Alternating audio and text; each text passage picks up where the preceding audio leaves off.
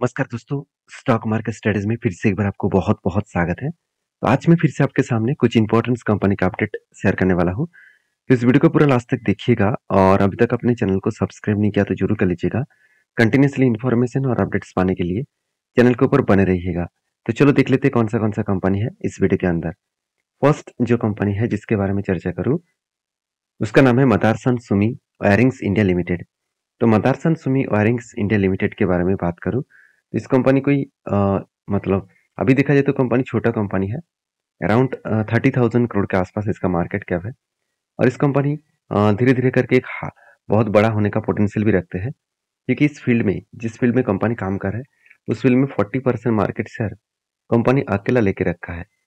तो एक बेस्ट तरीके से सिचुएशन आपको देखने को मिल सकता है फ्यूचर में। तो इस कंपनी के ऊपर आप खुद ही देख लीजिए, यहाँ पे देख सकते हैं वायरिंग सेगमेंट में जो है इसका 40% मार्केट शेयर अकेला मदरसन सुमी के पास है, मतलब मदरसन सुमी वायरिंग्स लिमिटेड के पास है। तो इस कंपनी के ऊपर मैंने एक ट्रेड लिया था, वो ट्रेड में आपके साथ सब फिर से एक बार डिस्कशन करूंगा। देखिए ट्रेड कुछ इस तरीके से बना था। पहले क्या बना, एक कप बना और उसके बाद एक हैंडल बटन क्रिएट हुआ और कप विथ हैंडल बटन बनने के बाद फाइनली क्या हुआ, यहाँ पे ब्रेकआउट हुआ, ब्रेकआउट कंफर्मेशन भी हुआ। उसके बाद देखिए कंपनी धीरे धीरे करके नीचे आए। जब भी नीचे आया उस लेवल को जब टच किया तब मैंने एंट्री लिया और एंट्री लेने के बाद और भी नीचे चले गए। और मैंने आपको ये भी बताया कि यहाँ पे एक स्ट्रांगली रेजिस्टेंस है सपोर्ट का, और यही सपोर्ट कंपनी को नीचे नहीं जाने दिया। उसके बाद यहाँ से ही रीबैक किया और देखिए धीरे धीरे करके ऊपर जाने का कोशिश कर रहे हैं। अभी दो तरीके से सिनेरियो बन सकते हैं। पहली सिनेरियो क्या है, स्ट्रांगली ये जो रेजिस्टेंस था इसको ब्रेक किया, ऊपर गया, रिटेस्ट किया, फिर से ऊपर गया और फिर से देखिए रिटेस्ट करने के लिए आ रहा है। तो अगर 2-3 बार रिटेस्ट करे उसके बाद रीबैक करे तो आसानी इतना आसान नहीं होगा, टारगेट तक पहुंचने में थोड़ा सा टाइम लग सकता है। और जो टारगेट निकल के आ रहा है करीबन करीबन 79 रुपीज के आसपास, और जो एंटी मिला मुझे वो एंटी लेवल मिला कितना, 59 के आसपास। तो ओवरऑल जो टारगेट मिलेगा 27% के आसपास। और ये टारगेट अगर मुझे 6 मंथ में मिले तो भी मेरे लिए बड़ी बात है, क्योंकि जो एंटी मिला है उस एंटी लेवल से मैं टारगेट तक देखूँ तो सिर्फ 180 दिन हुआ है, मतलब 6 मंथ होने जा रहा है। और अभी देखिए मुझे लग रहा है कि इस टारगेट मिलने में 7 to 8 मंथ लग सकता है। तो कब तक वेट करना पड़ेगा वो तो कंपनी ही बताएगा। मगर मैंने कंपनी के ऊपर निवेश इसीलिए किया, मतलब ट्रेडिंग इसीलिए किया, उसके पीछे रीजन एक ही है कि कंपनी का जो बिजनेस है, कंपनी के बिजनेस में बहुत शानदार ग्रोथ देखने को मिला है।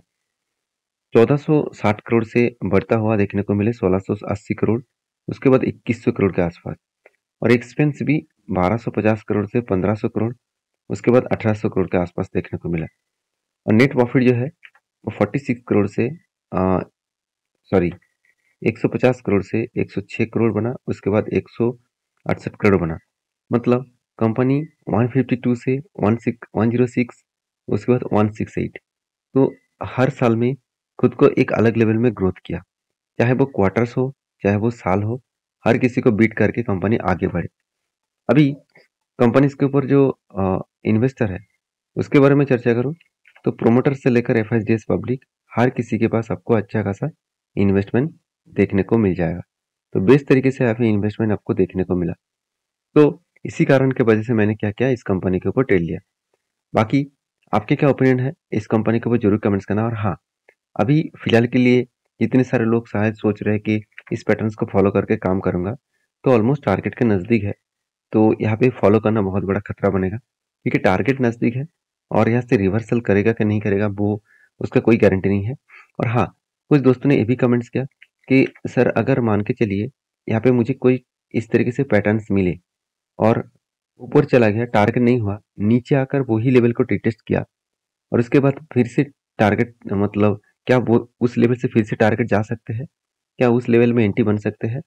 देखिए मेरे खुद के ओपिनियन बता रहा हूँ, मैं बहुत बार देख चुका हूँ। जब भी कुछ इस तरीके से पैटर्न्स बने, टारगेट होने से पहले ही 50% जाकर फिर से क्रैश हो गया और वही एंटी लेवल को टच किया, तो मैंने मान के चलिए एंटी लेना, पहले एंटी नहीं ले पाए तो नेक्स्ट टाइम मैं एंटी जरूर लूंगा, क्योंकि टारगेट अभी तक हुआ नहीं, इसका मतलब फिर से इस लेवल को टच करके ऊपर जाने का वो कोशिश करेंगे। तो मैं इस तरीके से बहुत बार काम कर चुका हूँ। आप भी उस पैटर्न्स को फॉलो अप कर सकते हैं। देखिए ब्लाइंडली किसी के ऊपर काम मत करना, प्रीवियस इसी तरीके से डेटा को बैक टेस्टिंग करना था आपको, तो आपको और भी क्लियर कट मिल जाएगा। तो नेक्स्ट जो कंपनी है उसका नाम है पेटीएम। देखिए पेटीएम के ऊपर हर दिन एक चर्चा है कि पेटीएम के ऊपर अभी क्या किया जाए।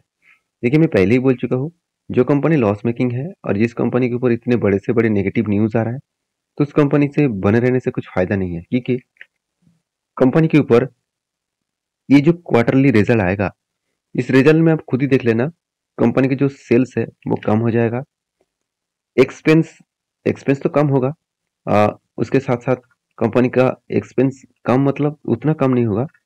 उसके बाद कंपनी का नेट प्रॉफिट जो लॉसेस में था, वो लॉसेस वो कंटिन्यू करेंगे, क्योंकि इस कंपनी का जो सेक्टर प्रॉफिटेबल में था, जो सेक्टर प्रॉफिटेबल में मतलब जिस प्रोडक्ट इसका प्रॉफिटेबल में था, वही प्रोडक्ट को आरबीआई ने क्या किया, 29 ऑफ फरवरी में बंद कर दिया।